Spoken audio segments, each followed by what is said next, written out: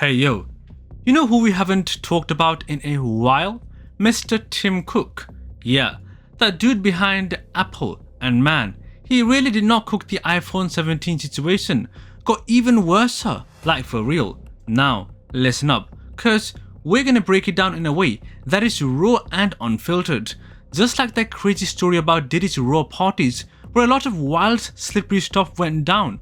So strap in and let's dive deep into this iPhone 17 drama. Yo, first off, let's talk about the material downgrade. Now, you might have heard that due to tariffs and inflation, Apple's rumored to be switching up its materials from grade 5 titanium to aluminium. Yeah, you heard that right. It's like inflation's been sneaking in and slowly degrading the quality of the product. You get an inferior build, but guess what? Apple's margins stay fat. And that is the real kicker, man. Tim Cook was supposed to be cooking up innovations, but instead, it looks like he just dropped the ball and served us a subpar dish. Now, let's get into the real meat of it. The iPhone 17 Air, which is supposed to start at around $899. Now here is the wild part. Despite all the hype about its ultra-thin, lightweight design, our boy Gurman is saying that the battery life is on par with the current iPhones. Like really? You'd expect that kind of slick design to be maybe sacrifice some juice, but nah, they are claiming it's got some secret sauce. Gurman says they made all these hardware and software optimizations, higher density battery, the power efficient C1 modem, and even ditching the ultra wide camera to carve out more space for the battery. It's like they are trying to squeeze in every drop of energy out of a thinner shell, but at the same time, they are letting us know that the basic performance isn't gonna change. But yo, that ain't all. They also slapped on a camera control button that debuted on all the iPhone 16 models last year. Now, some folks might be loving it because it gives quick access to the camera, but others be thinking it is just an extra hassle. Imagine you're out there trying to take a pic and then BAM! There is this extra button cramping your style. Tim Cook did not really seem to cook that one up perfectly either. Oh man. Now let's talk about the design changes. The rumors are buzzing that the iPhone 17 lineup is gonna drop the Plus model altogether. Yeah, no more iPhone 17 Plus. Instead, we got the iPhone 17, the iPhone 17 Air, and the iPhone 17 Pro, and finally, the iPhone 17 Pro Max or Ultra. It's like they're reorganizing the whole family. But here's where it gets even messier. For the Pro models, they're supposedly downgrading from titanium to aluminium too.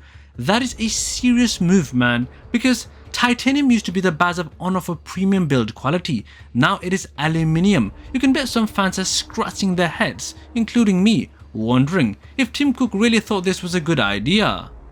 Yo, think about it. Apple's been known for pushing boundaries and delivering top-tier products, and now they're cutting corners cause inflation's got him by the throat. It's like they're trying to save a buck while still charging those fat margins. And we all know you don't really want to pay premium for a premium product if it ain't premium anymore, right? Now, let's get into the display deets. All the iPhone 17 models are going to be flashing that ProMotion display with 120Hz refresh rate. That's on deck for all models now. No more keeping exclusive to the Pro lines. It's all LTP or OLED, bringing that smoother scroll and video vibe to the whole lineup. But here is the twist. Even though every model gets the ProMotion magic, it still won't save them from the fact that some of the upgrades aren't as innovative as we'd hoped. It's like they're spreading the same sauce over every single thing, but the flavor just ain't there.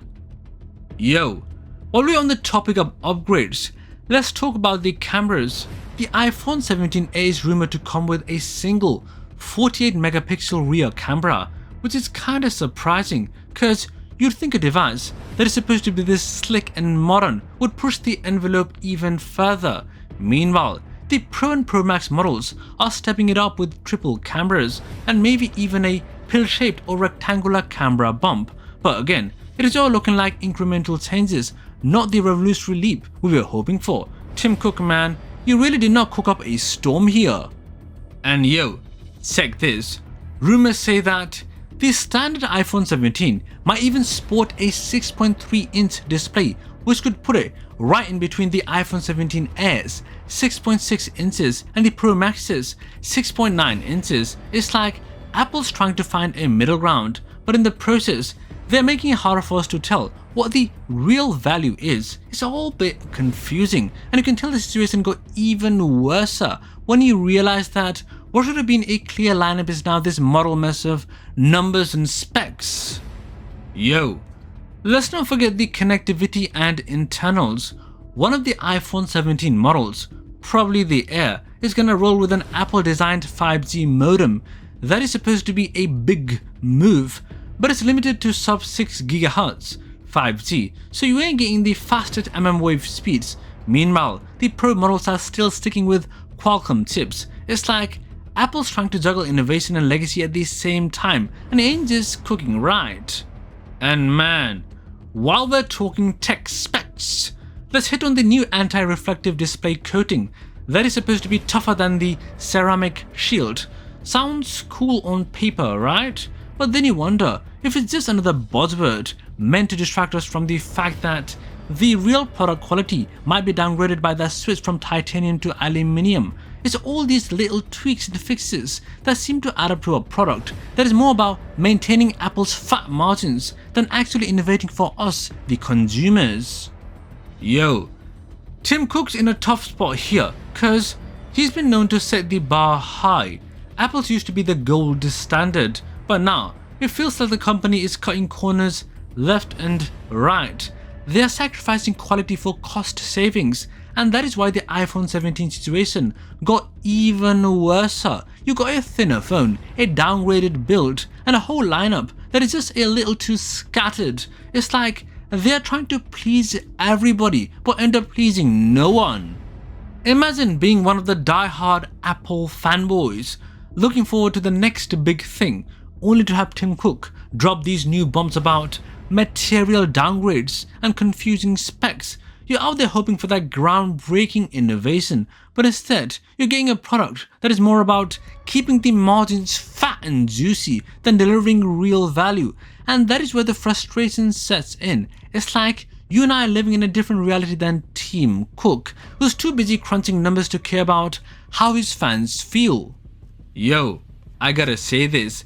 It is a wild ride watching this drama unfold. 1 minute, Apple's known for its slick, cutting-edge tech, and the next, you hear rumors of downgraded materials and a muddled lineup that leaves you wondering if Tim Cook even got his act together. It's like Apple's trying to have his cake and eat it too, offer premium features while cutting costs in all the wrong places. And when you think about it, that is a problem that's been stewing for a while. Inflation, tariffs, and all that economic pressure got them making compromises that just don't sit right with the fans. Now, I'm not saying Tim Cook's a bad guy or nothing, but sometimes it feels like he's lost that magic touch. You remember when every Apple product drop felt like a revolution? Now, it's more like a rehash of what has already been done, sprinkled with some new buzzwords, but without the real innovation. And that is why the iPhone 17 situation got even worse. It is a perfect storm of economic pressure, material downgrades, and a lineup that just can't decide what it wants to be. So here we are, watching as the iPhone 17 lineup nears its launch in September 2025, and all eyes are on Tim Cook. Will he manage to turn things around, or is Apple headed for a rocky road where quality takes a backseat to profit margins? Only time will tell, but one thing's for sure, we're all waiting with bated breath to see if the next Apple drop will be a game changer or just another letdown. Yo, that's the long and short of it.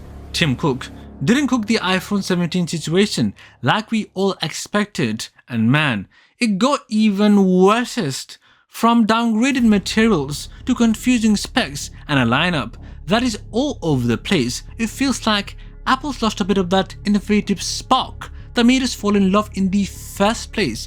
And Just like with any big name, when things go south, you can bet people are going to be talking, and we're here to break it all down, no holds barred. So, as we all wait for September 2025 to roll around, keep your eyes peeled and your expectations in check, cause if there is one thing we learn from all this, is that sometimes the bigger the name, the harder the fall. Tim Cook, you got a lot to answer for, my dude, and until then, we're just gonna keep watching the drama unfold.